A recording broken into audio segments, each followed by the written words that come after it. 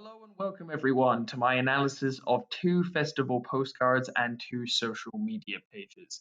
So without further ado, let's begin with the conventions of the first one.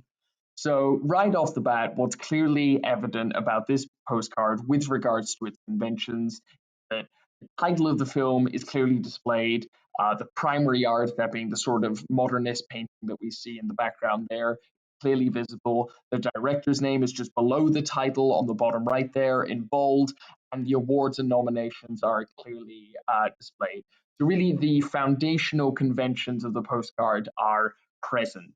However, some conventions that were left out, social media page, any sort of correlation between the postcard and the film having a presence on any online social media platform is missing, which is a shame because it does, and I think it does act as a disadvantage because that would have really attracted a wider audience, in my opinion. Then you've also got the absence of screening times and contact information, possibly to sort of institute the sense of mystery that we'll see now that the postcard also does, but also sort of working to its detriment. Right then, so we'll get down to the nitty gritty details, starting off with the color and choice of images.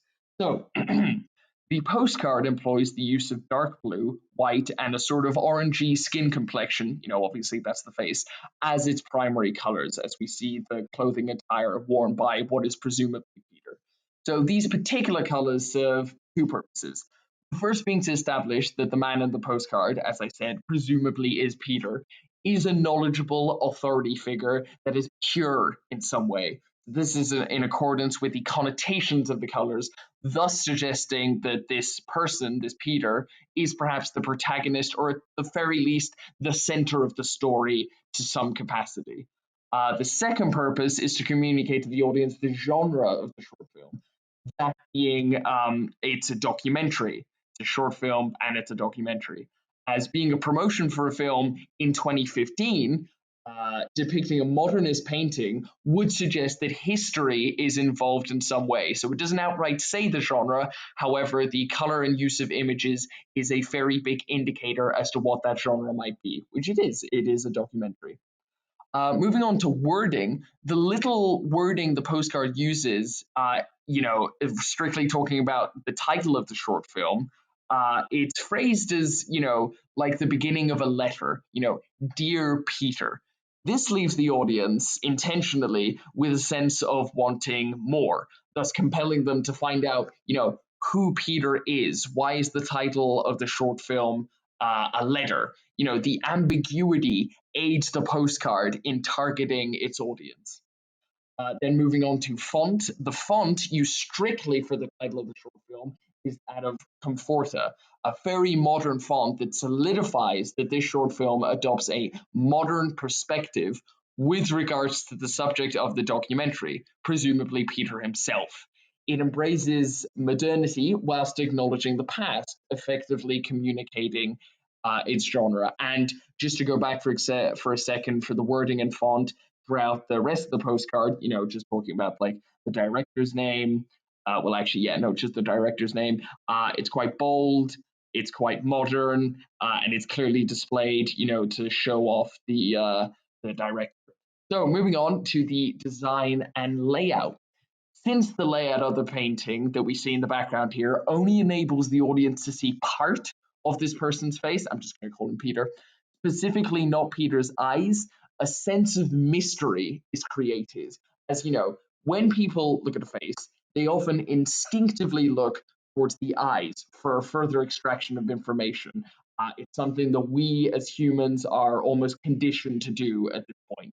So this is, by the fact that we don't see Peter's eyes, it intrigues the audience further as they wish to face that chin and lips that we see. So, through the postcard, it establishes a theme of mystery, it establishes the genre, and through that mystery, it does attract an audience. Moving on to the next postcard, we have here animals. So, concerning the conventions, this postcard really does not pull any punches when it comes to including as many conventions as possible. You've got the title of the film, which is clearly displayed in bold in the sort of middle there. You've got the primary art and image that's clearly visible on the left. You've got the director's name in bold. You've got the two social media links at the bottom, and you have the detailed screening times there as well. And the only thing that the postcard is lacking in is the presentation of any critical acclaim in the form of awards or nominations, and the lack of a contact information. So what I'm seeing as a ubiquitous theme throughout both of these postcards is the lack of contact information. And I do think that's going to be something that I pursue when I make the postcard, which I already have. However, I'm developing after I've done this research, obviously. But just because the presence of social media links makes the presence of contact information sort of redundant, because you can get a much better idea of the product just through social media, not necessarily through contact information. But anyways, yeah, it's a shame that the postcard didn't promote the awards it got, because it won two and was nominated for one, and it's a real shame that they didn't have room for it. It does work somewhat against its favor. Anyways, moving on to the nitty gritty details, we'll start off with color. There's a noticeable lack of any vibrancy in any of the colors used in this postcard, connoting that the themes presented in the short film will most likely be quite dark, it's quite ominous, it's quite foreboding almost. And, it's really only the presence of a cloudy blue sky that we see there in the top left. It's the only light color that's sort of used. However, the characters that are under that sky are sort of shrouded in darkness. With the only, really the presence of green dye in one of the characters' hair to distinguish them from the darkness. So maybe, this green has a lot of connotations. It can connote health or jealousy, but what I really think it's connoting here is sort of disgust. But anyways, despite all of these characteristics, the use of this color scheme is a way in which the film can subvert audiences' expectations. As in fact, a really neat technique that this postcard uses is that it subverts its own genre, because the film is actually a comedy. It does deal with these two codependent people that we see here in the postcard, and they're addicted to heroin. But the genre of the short film, it's a comedy. So on a surface level, you have these really sort of dark connotations with the absence of any key lighting. But in actuality, the film is actually it's a comedy, which is just a neat technique that I think the postcard uses. Moving on to wording, the postcard basically leaves no stone unturned in terms of promoting the short film. It features positive critical acclaim that elevates the film, and that quote right there, calling the relationship between the two actors in the film dynamic.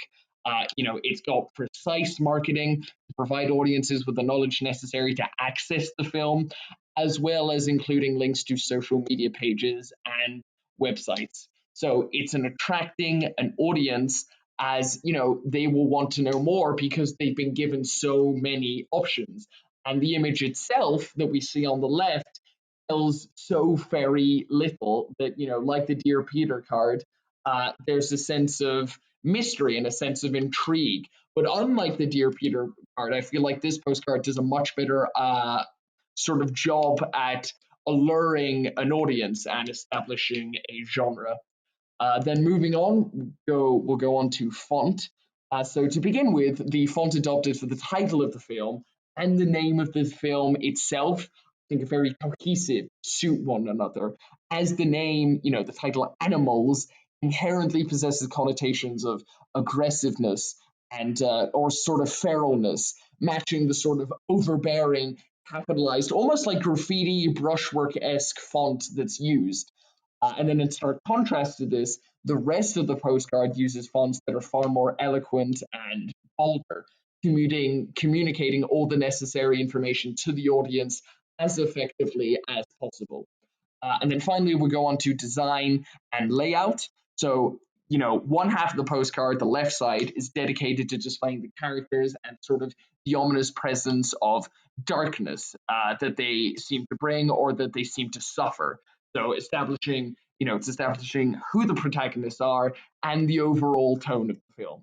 And then the other half of the postcard is dedicated to all the other conventions that we discussed previously that the audience ought to know, effectively communicating both things to the audience. So it's saying what kind of a film this is going to be, or might not be, in the case of what actually happens in the film and the actual genre of the film, and how to access it, what's the critical acclaim, and just all that stuff is quite good. So that concludes my analysis of the two festival postcards.